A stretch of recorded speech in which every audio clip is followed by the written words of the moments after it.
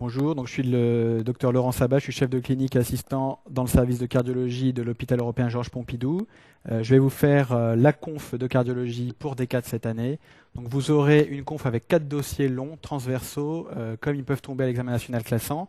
Vous verrez dans ces dossiers, j'ai essayé de vous parler des pathologies cardiaques qui ont fait actuellement l'objet de révisions, de nouvelles AMM, de nouvelles recommandations, de nouvelles conférences de consensus. Vous allez maintenant voir tous les dossiers, il y en aura 4, et je vous laisse donc les rédiger. Donc pour après. Donc vous avez maintenant fait les 4 dossiers, donc ce qui est vraiment important pour la cardiologie à l'examen national classant, c'est d'abord l'endocardite infectieuse, ensuite la surveillance des malades porteurs de prothèses. Depuis quelques années, cette question est vraiment brûlante, a fait cette année l'objet de nouvelles recommandations, donc ça risque de tomber. Ensuite, la cardiopathie ischémique, les indications du pacemaker de resynchronisation du défibrillateur implantable, tout ça c'est des nouvelles techniques du traitement de l'insuffisance cardiaque, surtout si elle est ischémique, donc ça aussi ça peut faire l'objet de nouvelles questions. Donc on commence avec le premier cas clinique. Donc une patiente de 80 ans consulte aux urgences de votre hôpital pour une dyspnée évoluant depuis quelques jours. Elle n'a pas d'antécédent médico-chirurgical.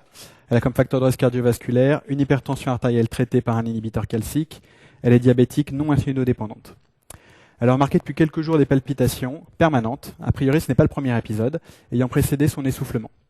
Cet essoufflement, justement, au départ, il survenait pour des efforts importants et il a tendance à s'aggraver puisqu'il arrive maintenant pour des efforts modérés et même au repos.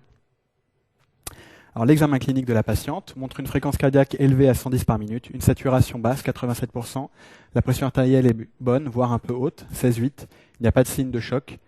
L'examen trouve des râles crépitants au niveau des deux basses pulmonaires, les bruits du cœur sont irréguliers, il n'y a pas de souffle cardiaque, et enfin il n'y a pas de signe d'insuffisance cardiaque droite. Voici son électrocardiogramme. Première question, interprétez l'électrocardiogramme, quel est votre diagnostic clinique ? Deuxième question, quel bilan biologique prescrivez-vous à ce stade du dossier ? Troisième question, quel bilan non biologique pourra être utile chez cette patiente ? Question suivante, comment s'explique la dyspnée et comment la traiter, sans parler du problème rythmique ? Question 5, quelles sont les complications possibles du problème rythmique de la patiente ? Question 6, quels sont les facteurs de risque thromboembolique présents dans l'observation et quels sont ceux qui sont absents ? Question 7, comment pouvons-nous traiter le trouble du rythme de la patiente ?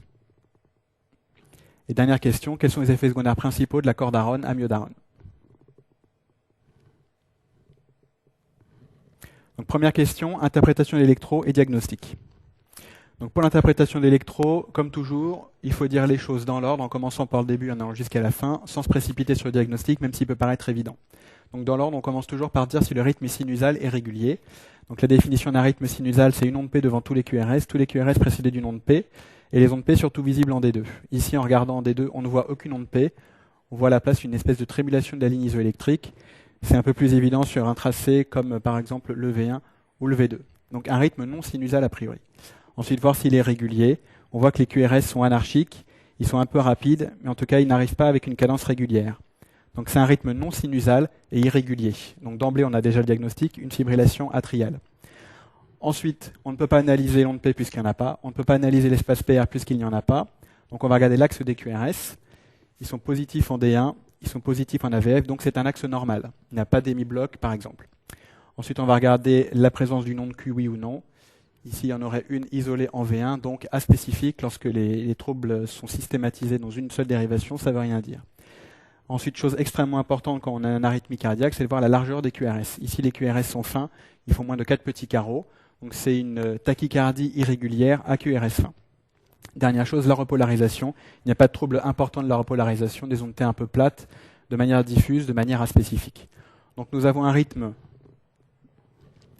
irrégulier non sinusal, rapide, avec une fréquence d'environ 100 par minute. L'axe des QRS est normal. Il n'y a pas d'onde P qui est remplacée par une trémulation de la ligne isoélectrique. Les QRS sont fins et leur repolarisation est sans anomalie particulière. Donc le diagnostic électrique, c'est celui de fibrillation atriale. Le diagnostic clinique de la patiente est celui d'insuffisance cardiaque gauche exclusive, puisqu'on dit qu'il n'y a pas de signe droit dans l'énoncé, secondaire à une fibrillation atriale. Deuxième question, quel bilan biologique prescrivez-vous ? Donc là, c'est très important de pouvoir justifier tout ce qu'on va demander comme examen biologique. Le premier, le plus important, le ionogramme sanguin, à la recherche d'une hypokaliémie. Une hypokaliémie peut se compliquer d'une arythmie supraventriculaire rapide. En cas de présence d'un taux de potassium bas, il faudra le corriger. Ensuite, on dose les marqueurs de la fonction rénale, urée-créatinine sanguine, pour rechercher une insuffisance rénale qui pourrait être secondaire, par exemple, à un bas débit dû à la fibrillation atriale. Dans le même ordre d'idée, on va rechercher des signes de bas débit hépatique en dosant le bilan hépatique complet, azat, alate, CPK, LDH. On dose les marqueurs de l'ischémie coronaire, donc bilan enzymatique cardiaque et dosage de la troponine, puisque cette patiente a des facteurs de risque cardiovasculaire, qu'elle se présente pour une dyspnée et que le cœur est rapide. Il faut toujours rechercher une ischémie secondaire à la fibrillation atriale. Un seul dosage de troponine ne suffit pas, il faudra les répéter, parce que l'ascension de la troponine peut se faire de manière retardée. Ensuite, il faudra, de manière très importante, un bilan d'hémostase complet, avec un INR, TPTCA et groupe ERAI, puisque cette patiente va devoir avoir un traitement anticoagulant, donc il y a un risque de saignement, il faut avoir une hémostase de base. Dans le même ordre d'idée, on va doser les plaquettes et les globules rouges. Les plaquettes, puisque la patiente va être mise sous héparine et qu'elles peuvent chuter sous héparine, donc il faudra les doser. Le reste du bilan, à visée étiologique, un bilan thyroïdien. En particulier, on pourra se contenter de la TSH en première intention. L'hyperthyroïdie et même l'hypothyroïdie peuvent donner de la fibrillation atriale. Compte tenu de ces facteurs de risque cardiovasculaire, on pourra doser une glycémie. Le mieux, c'est de la faire à jeun le lendemain matin. On pourra doser d'emblée une hémoglobine glycosylée qui pourra nous donner un reflet de l'équilibre de son diabète depuis quelque temps. En ce qui concerne sa dyspnée et l'insuffisance cardiaque, ce qui est très important, c'est d'avoir des gaz du sang. Même si la patiente est rassurante sur le plan clinique, il faut rechercher une acidose respiratoire et une mauvaise tolérance. On peut doser, ce n'est pas obligatoire à ce stade du dossier, le brain natriurétique peptide, un marqueur spécifique de l'insuffisance cardiaque. Si on a un doute diagnostique, ça pourra nous orienter un peu plus vers une insuffisance cardiaque. Vous avez mis les dédimères ici. En pratique, ils sont très peu spécifiques. Même s'ils sont élevés, on n'aura pas énormément d'arguments pour une embolie pulmonaire. Maintenant, les examens non biologiques qui pourront être utiles chez cette patiente. Donc l'électrocardiogramme de repos, évidemment, on l'a déjà. Autre examen important, puisqu'elle vient pour une dyspnée et qu'elle a des facteurs de risque cardiovasculaire, c'est la radiographie pulmonaire pour rechercher des signes d'insuffisance cardiaque, un gros cœur ou des signes de surcharge alvéolaire interstitielle. Pourront être utiles durant l'hospitalisation de la patiente un Holter ECG, donc électrocardiogramme sur 24 ou 48 heures, qui va permettre de voir si elle est en fibrillation permanente, ou même si vous la réduisez, de voir si le cœur est toujours en rythme sinusal. Autre examen très important, l'échographie cardiaque transthoracique, qui va vous permettre de faire le dépistage de la cardiopathie sous-jacente. Question suivante, comment expliquer la dyspnée et comment la traiter? Alors la dyspnée est secondaire au passage en fibrillation atriale, qui est responsable d'une insuffisance cardiaque gauche. Comment s'explique le fait de la baisse du débit cardiaque lorsqu'on passe en fibrillation? Donc le remplissage du ventricule gauche se fait durant la diastole avec une onde E et une onde A au flux transmitral.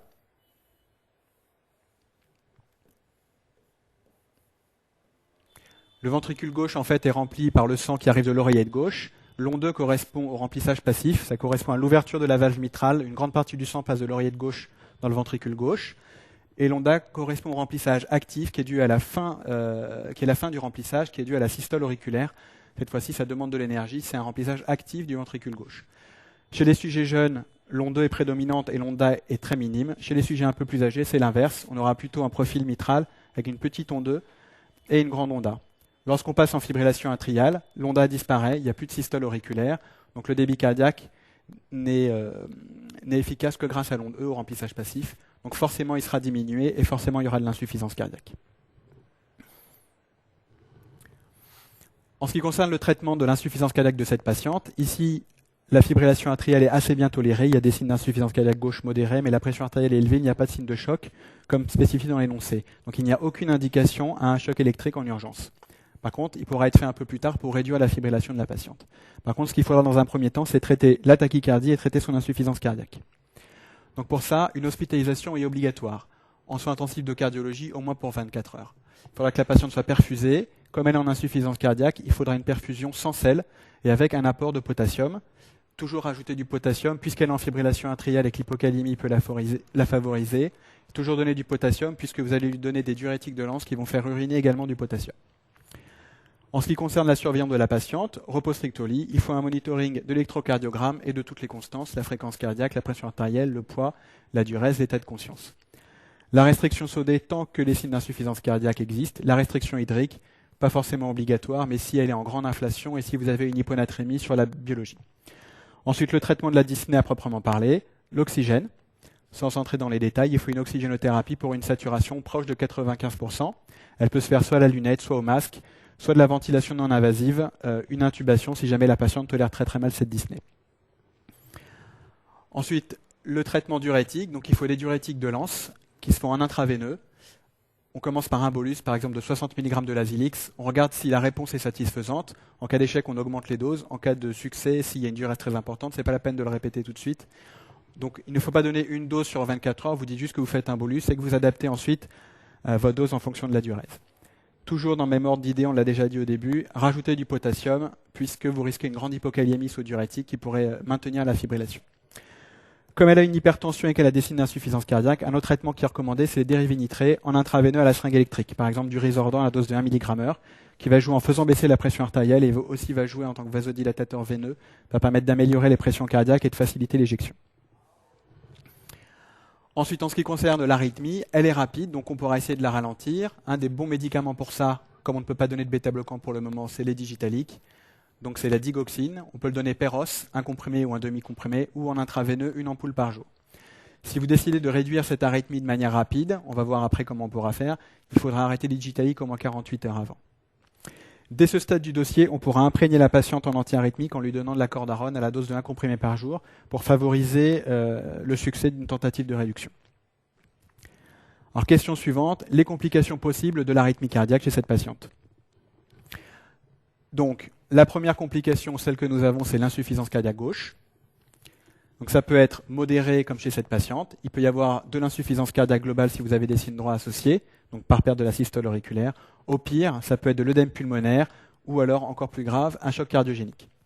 Autre possibilité de complication, c'est la chronicisation, par exemple en cas d'échec de réduction par un choc électrique externe.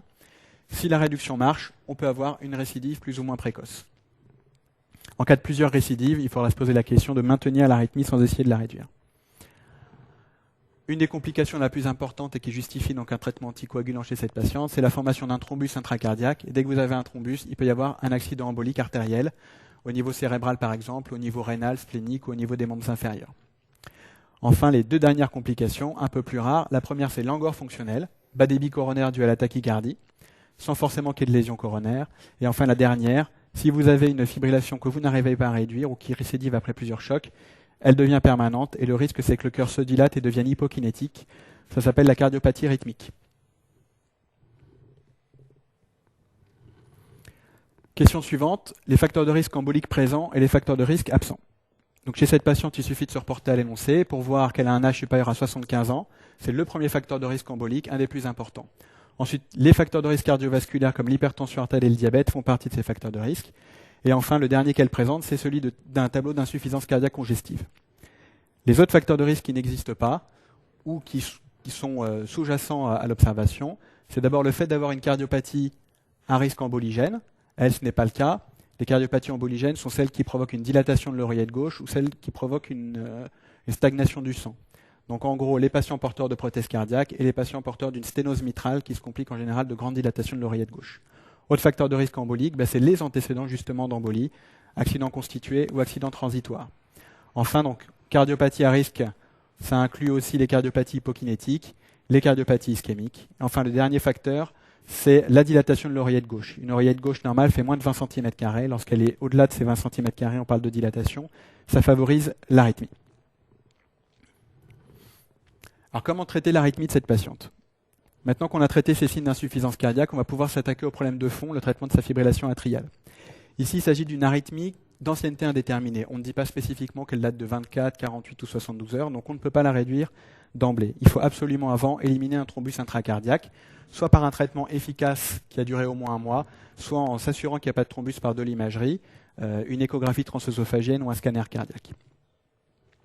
Il y a deux possibilités de faire, mais de toute façon, pour réduire l'arythmie, il faudra que la patiente soit hospitalisée, il faudra qu'elle soit au repos, il faudra qu'elle ait une kaliémie absolument normale. Donc ça, j'insiste beaucoup, la dépister, l'hypokaliémie et la traiter. Pour ralentir la fréquence cardiaque, on l'a vu dans la question d'avant, on peut utiliser des digitaliques, mais il faudra les arrêter au moins 48 heures avant un choc, parce que sinon vous risquez une grande bradycardie au décours.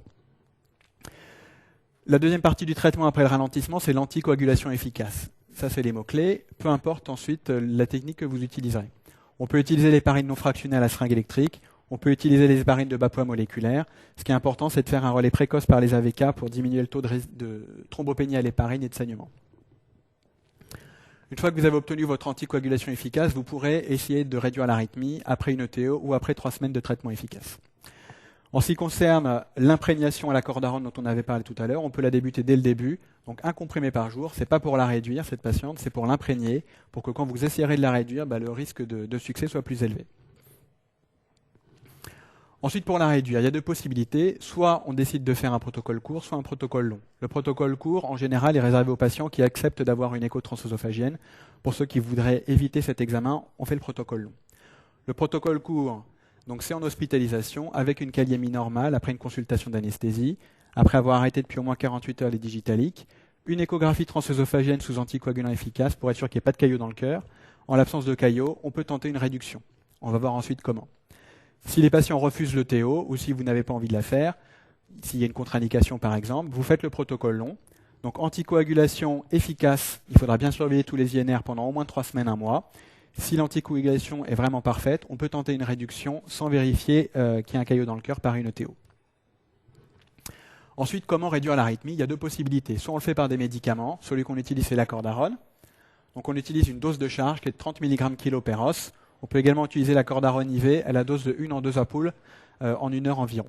L'autre possibilité de réduction, c'est sous anesthésie générale par un choc électrique externe, qui normalement marche très bien. Dernière question, quels sont les effets secondaires principaux de la cordarone? Alors il faut savoir que la cordarone, c'est le traitement antiarythmique le plus efficace, celui qui est le plus prescrit. Il joue sur les arythmies auriculaires et les arythmies ventriculaires. Par contre, il a une toxicité importante, donc il faut vraiment peser le pour et le contre quand on prescrit ce médicament et bien connaître les contre-indications et les effets secondaires. D'abord, il y a les effets secondaires cardiologiques, donc ça, ils paraissent évidents.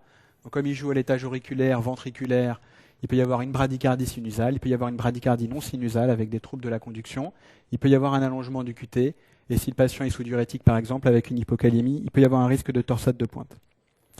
Ensuite, les effets extracardiaques, donc il y en a qui sont plus ou moins importants et qui peuvent contre-indiquer l'emploi de la cordarone.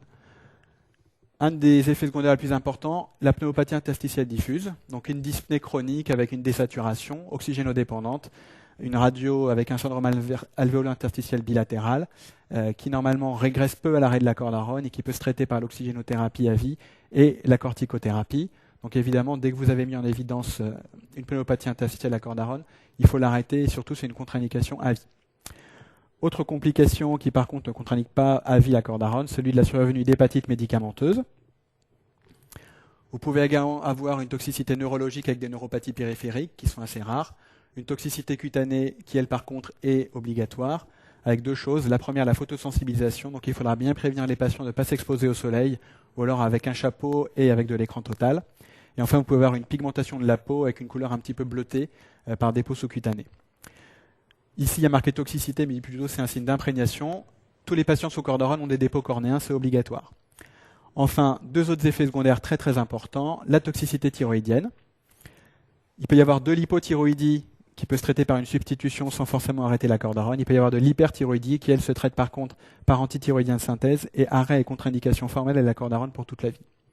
Enfin, un dernier effet secondaire, en cas d'emploi intraveineux, le collapsus vasculaire. La cordarone en intraveineux peut provoquer une dilatation aiguë des veines, une toxicité, donc il peut y avoir des vénites et une grande hypotension artérielle.